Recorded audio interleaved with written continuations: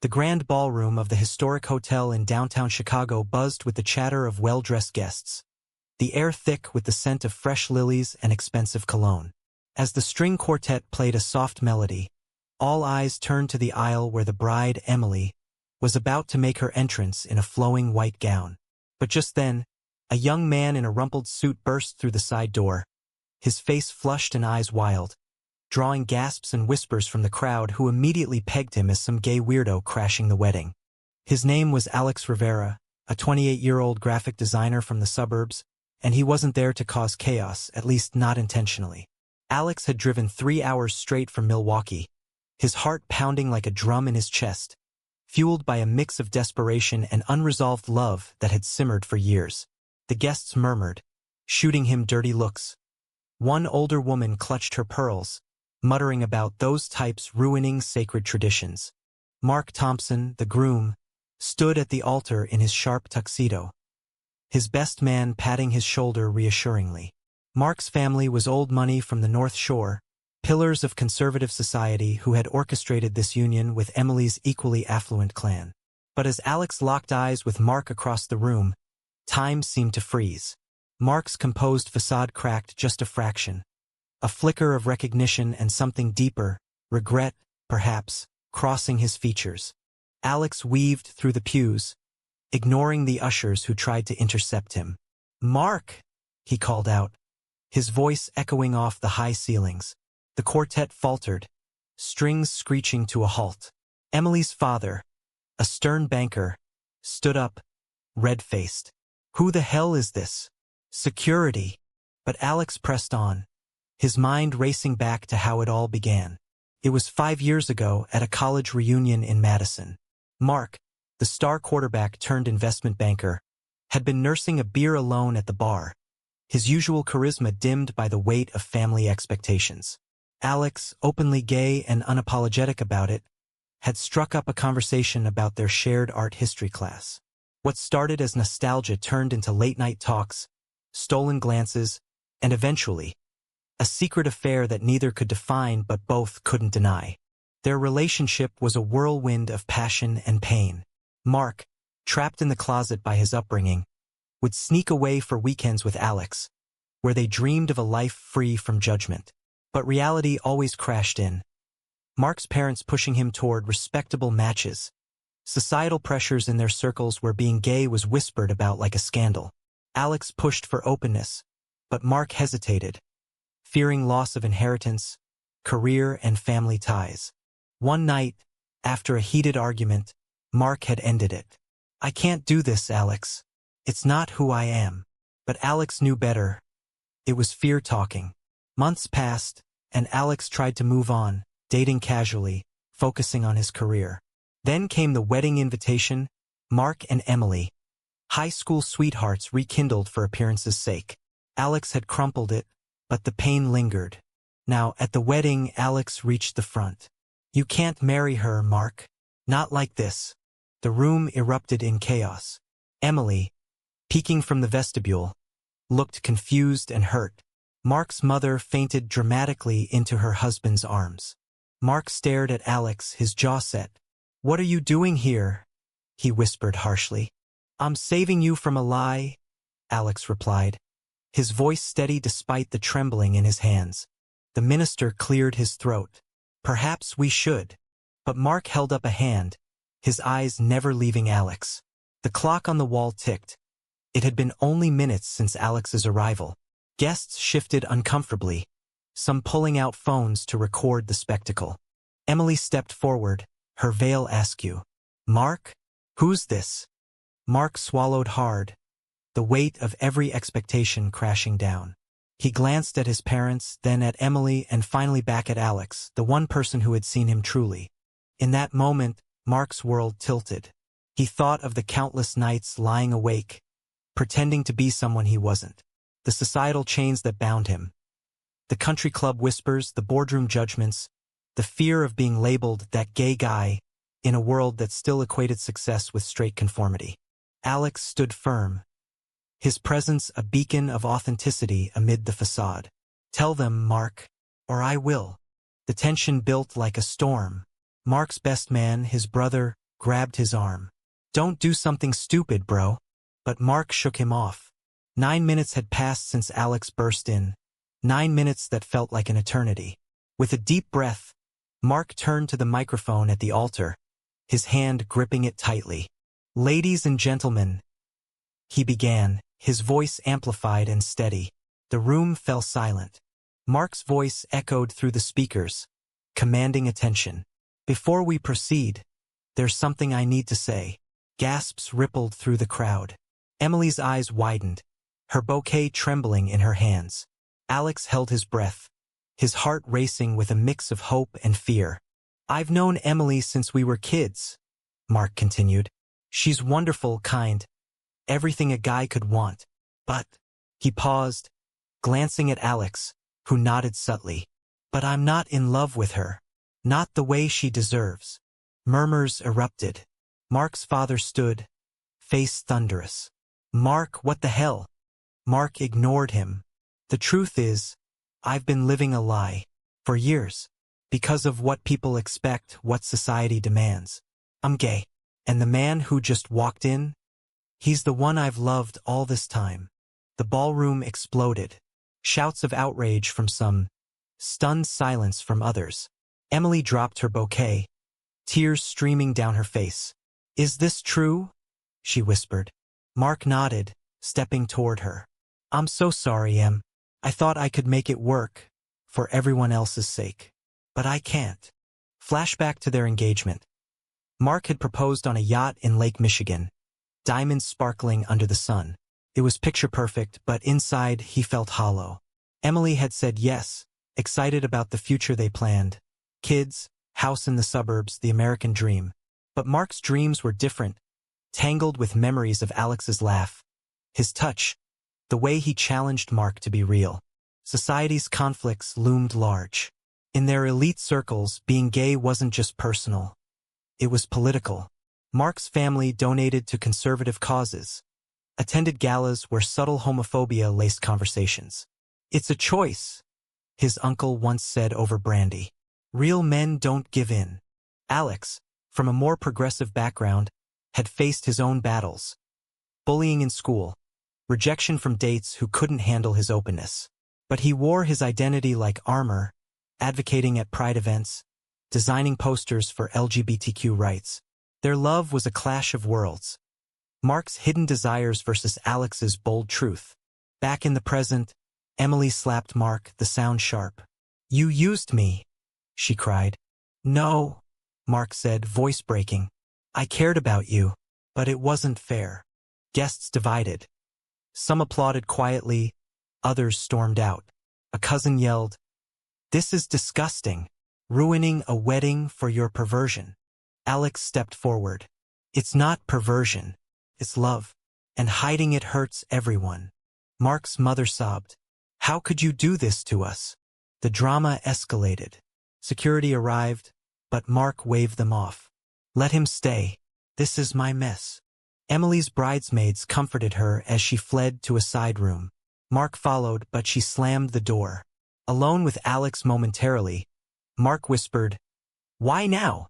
"Because I couldn't watch you destroy yourself," Alex replied. "And maybe, because I still love you." Their eyes met, emotions raw. But the conflicts weren't over. Mark's career flashed before him. Client meetings where jokes about fairies were common. Promotions tied to family man images. As the crowd dispersed in disarray, Mark faced his parents. "Son, think about what you're saying," his father urged. "We can fix this." "No, Dad, I can't be fixed. I'm not broken." The rejection stung. His mother clutched her rosary. What will people say? The church. Mark felt the weight of generations of tradition crushing him. But for the first time, he stood tall. Alex watched, proud yet terrified. Their future was uncertain. Legal battles over the canceled wedding, social ostracism, perhaps even family disownment. Hours later, in a quiet hotel room, Mark and Alex talked. "I don't know what's next," Mark admitted. "We figure it out together," Alex said. But doubts crept in. Was coming out worth the pain? Society's judgment loomed. from workplace discrimination to lost friendships. The story built toward more revelations. Emily, recovering, confronted them. "I suspected something," she admitted tearfully, "but I ignored it." Her forgiveness was tentative, a spark of allyship amid the hurt. Mark's brother pulled him aside. "You're brave, man, but it's gonna be rough." Rough it was. News spread like wildfire. Local papers dubbed it the wedding crash heard round Chicago. Social media exploded with opinions, support from LGBTQ communities, backlash from traditionalists. Alex faced his own turmoil. Friends questioned his role. Was crashing ethical? "You broke up a marriage." "It wasn't real," Alex defended, but guilt gnawed at him. Their bond strengthened through trials, but external pressures tested it. Mark lost a major client, his firm citing image concerns. Alex's designs were boycotted by conservative groups. Yet, in quiet moments, they found solace. Walks along the lakefront, hands intertwined, defying stares. The narrative wove deeper into societal rifts. Debates at family dinners, protests outside Mark's office. A viral video of the mic grab sparking national conversations on authenticity versus conformity. Months after the wedding fiasco, Mark and Alex navigated a new reality in Chicago's bustling streets. Mark had quit his high-powered job, starting a nonprofit for LGBTQ youth in corporate America, drawing from his own struggles. Alex supported him, their apartment a haven amid the storm. But conflicts arose. Mark's family cut him off financially, his father's parting words, "You're no son of mine if you choose this lifestyle." The word choice echoed, fueling Mark's anger. "It's not a choice, Dad. It's who I am." Alex's family, more accepting, welcomed Mark, but even they worried. "Society's not kind to couples like you," his mother said over dinner. Public scrutiny intensified. A conservative talk show host lambasted Mark as a coward who hid behind a woman. Supporters rallied online, sharing stories of forced heteronormativity. Emily re-entered the picture, suing for emotional distress, a tabloid-fueled move pushed by her parents. In court, tensions boiled. "You lied to me," she testified, voice cracking. Mark apologized profusely. "I did, and I'm sorry, but marrying you would have been a bigger lie." The judge, sympathetic, dismissed the case, but media spun it as a gay agenda win, igniting debates on marriage authenticity. Alex faced backlash too. His boss demoted him after clients complained about his activist persona. "Keep your personal life out of work," he was told. Their relationship strained under pressure. Arguments flared. Mark blamed Alex for pushing the crash. "Maybe we could have handled it privately. And let you live a lie forever?" Alex shot back. But love prevailed in tender moments. Cooking together, sharing dreams of travel, where they could be free. Society's divides deepened the drama. At a pride parade, they marched, but counter-protesters hurled slurs. "Sinners!" A bottle narrowly missed them, shattering illusions of progress. Mark reflected on his journey. Growing up in privilege, he had internalized homophobia, dating women to fit in. Meeting Alex shattered that. His wit, kindness, the way he saw Mark's soul. Alex, orphaned young, had built resilience through community. "We fight because we have to," he told Mark. A turning point. Mark's sister reached out secretly. "I support you. Bro, mom's coming around." Reconciliation hinted at hope, but not without pain. Family therapy sessions unearthed buried resentments. Mark's parents admitting fears rooted in their own upbringings. External plots twisted. A former colleague outed Mark's past affairs anonymously, leading to harassment. They moved, seeking peace. In therapy, they explored choices. Mark's decision to come out publicly versus privately. Was the mic grab heroic or selfish? The counselor asked. Alex pondered his role. Intervener or enabler? The story climbed toward climax.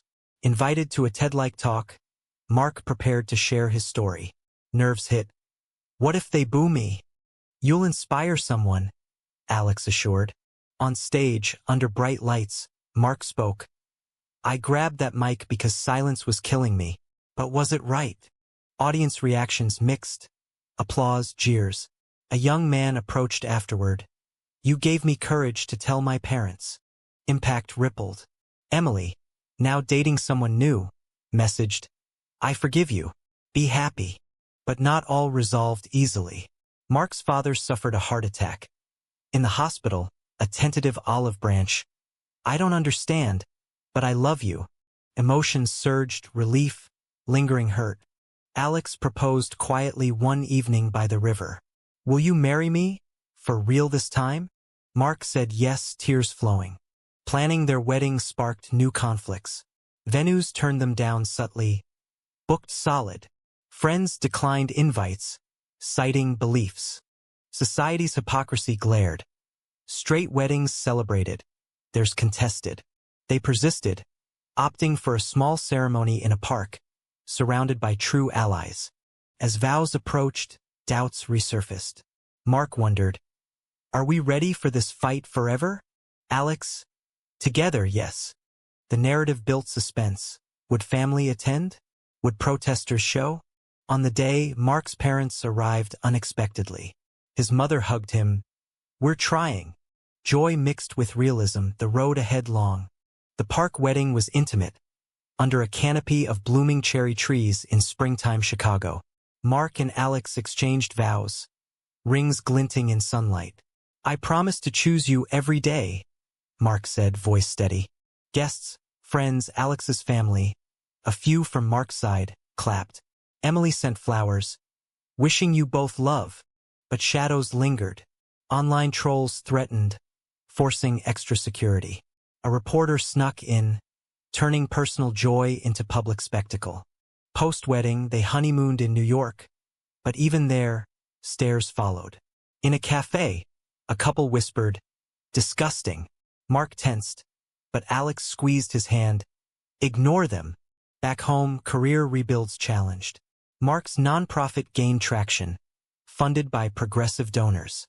Alex freelanced, creating art for equality campaigns. Deeper conflicts emerged. Adopting kids, society's barriers, agencies biased against gay couples. "We'd be great parents," Mark argued in meetings, facing skepticism. Friends' stories amplified issues. A gay couple denied housing, another fired post coming out. Mark testified at a city council hearing on anti-discrimination laws. "I've lost family jobs because of who I love. Is that American?" Opponents countered, "Traditional values matter." Debate raged, mirroring national divides. Personal toll. Mark battled depression, therapy helping unpack internalized shame. Alex supported, but exhaustion set in. "Sometimes I wonder if crashing was worth it." Mark, "It was. We're free now." A major twist. Mark's father, post-recovery, invited them for dinner. Tense at first, awkward small talk. Then, "I was wrong," he admitted. "Seeing you happy, it changes things." Reconciliation healed wounds, but not all. His uncle disowned them. Society's evolution showed glimmers. A Supreme Court ruling affirming rights, local pride events growing. But backlash persisted. A bill threatening LGBTQ education in schools. Mark and Alex protested, arrested briefly for disorderly conduct. Media frenzy. Heroes or agitators? In jail overnight, they bonded deeper. "This is our life," Alex said. Released, support poured in fundraisers, letters. Their story inspired a book deal, Mark writing memoirs. Editing unearthed emotions. Regret over hurting Emily. Pride in authenticity. Alex illustrated the cover, capturing their essence. Launch event. Packed, diverse crowd. Q&A sparked controversy. "Did you consider the collateral damage?" Mark, "Yes, and it haunts me. But living truthfully saves more in the end." Alex added, "Love isn't zero-sum." Post-event, they reflected on choices. Mark's initial denial, Alex's bold intervention, pivotal. As years passed, narrative compressing time, they adopted a child, navigating bureaucracy. Joy of parenthood contrasted societal judgments. Playground stairs, school forms lacking parent one half. The kid, Mia, brought light. Two daddies? Cool, she said innocently. But challenges, bullying at school. Your dads are weird. They taught resilience, advocating for inclusive policies. Highs and lows built drama. A family reunion. Mark's side mostly absent, but his sister hosted, bridging gaps. Climax neared. A national interview on TV. Host probed. Was disrupting your wedding ethical? Mark, ethics evolve. Hiding hurt more. With Mia starting school, Mark and Alex faced fresh hurdles. Parent-teacher meetings where subtle biases emerged. Unconventional family. They pushed back, joining the PDA to advocate change. Mark's nonprofit expanded, mentoring closeted professionals. One mentee, a lawyer, came out after hearing Mark's tale. Ripple effects. Alex's art gained recognition, exhibited in galleries. Themes of identity resonated, but critics accused, pushing agendas.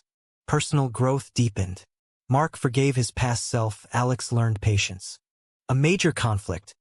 Mia's biological family contested adoption, citing unfit environment. Court battle ensued. Media circus reviving old wounds. Testimonies poured.